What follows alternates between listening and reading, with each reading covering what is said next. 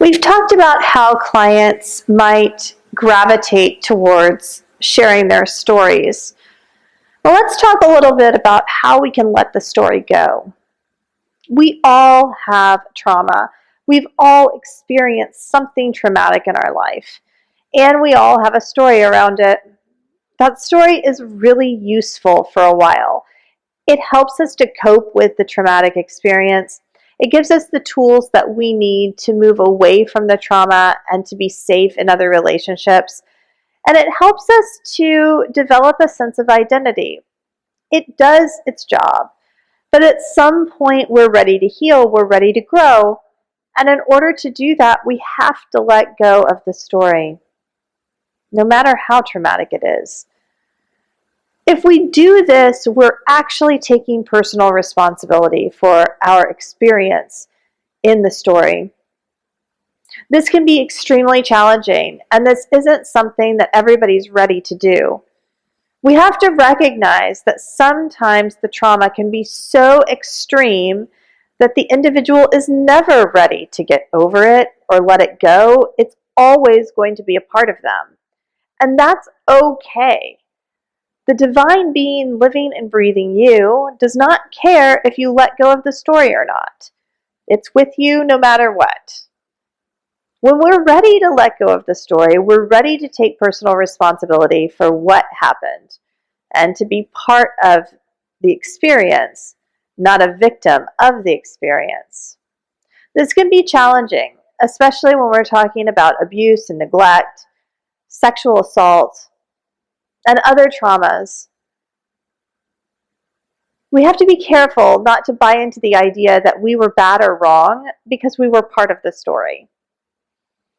Depending on where we're at in our spiritual growth, we might even be able to forgive ourselves for buying into the idea that the other person who contributed to the pain was bad or wrong because they contributed or they had a role. Not everybody's there, though. So be compassionate with yourself and others, knowing that there are various bus stops along the way of releasing our hold and attachment to our traumas. When we are ready, if we are ready, we will release the hold. We will let it go. We will understand that mom and dad did the best they could and that they learned their abusive or neglective behaviors from their mom and dad. We will eventually get to the point where we don't need to make anyone else accountable, where we just need to forgive ourselves for buying into the idea that that experience made us less than.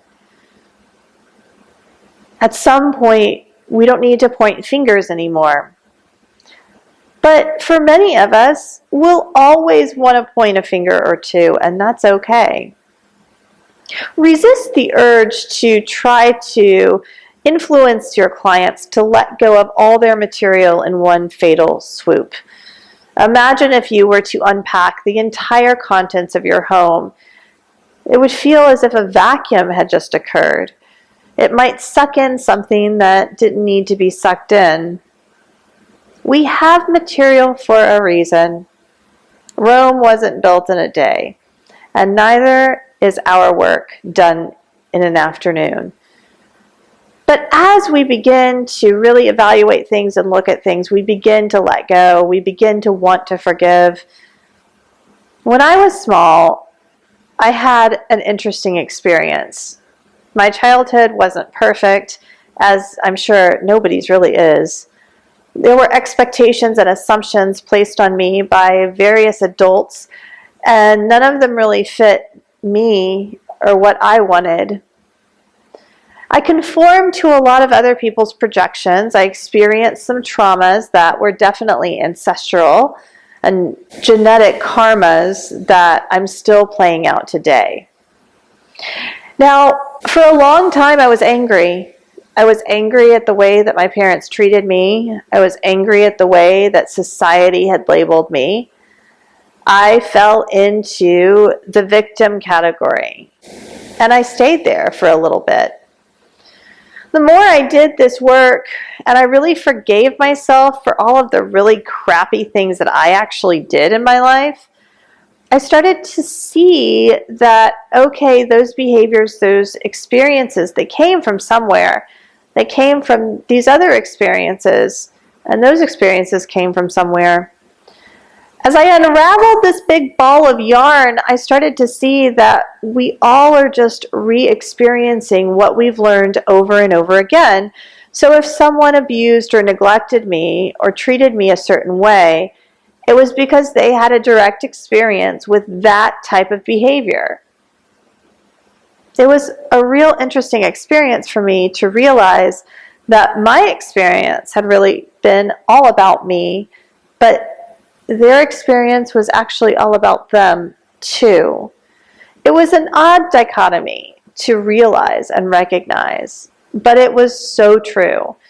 Their perception of reality was theirs. My perception of reality was my perception. Neither one was true, and we both played out and acted out our parts as the universe orchestrated, and I held on to the hurt, and I held on to the blame, and that hurt and blame continued to perpetuate the misunderstanding that I was separate. When I look back on my father or my mother, I have a great deal of compassion. I look back at their parents, and I have even more compassion. I look back on their parents, and I can see this generational gap of awareness from generation to generation. Patterns and behavior just perpetuated over and over and over again. It sort of makes you wonder if we actually have a family history of disease, or if we just continue to perpetuate the same diseases. The more I thought about it, the more I decided it was time to forgive myself for buying into the BS, but it was also time to forgive the ones who hurt me from buying into their BS. I'll give you an example. Like I said, my childhood was interesting. At some point, I had to forgive myself for buying into the idea that I wasn't enough. I had to forgive myself for buying into the idea that I was bad or wrong. And then I had to forgive myself for buying into the idea that my mother's opinion of me affected or influenced my self-worth. I had to forgive myself for buying into the idea that my father didn't love me because he couldn't control his temper. I had to forgive myself for buying into the idea. I had to forgive my grandmother for judging herself as being so bad and so wrong. I had to forgive my mother for judging herself as being bad and wrong. I had to forgive my father for judging himself as being bad and wrong.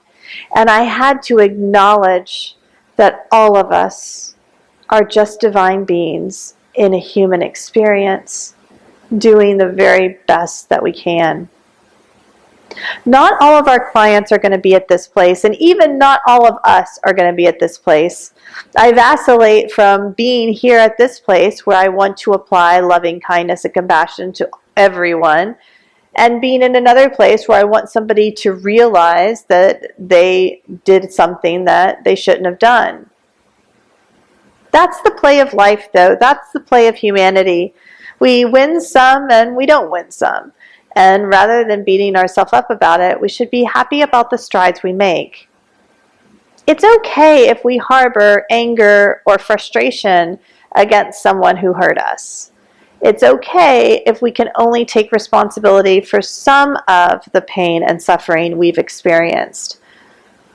As you continue to move through this process of evaluating your inner landscape, you undoubtedly will continue to come up against opportunities to forgive yourself and others. And with each person that you forgive, your heart and your capacity to access the wellspring of loving kindness that is living and breathing you will deepen, will become more rich and more expansive.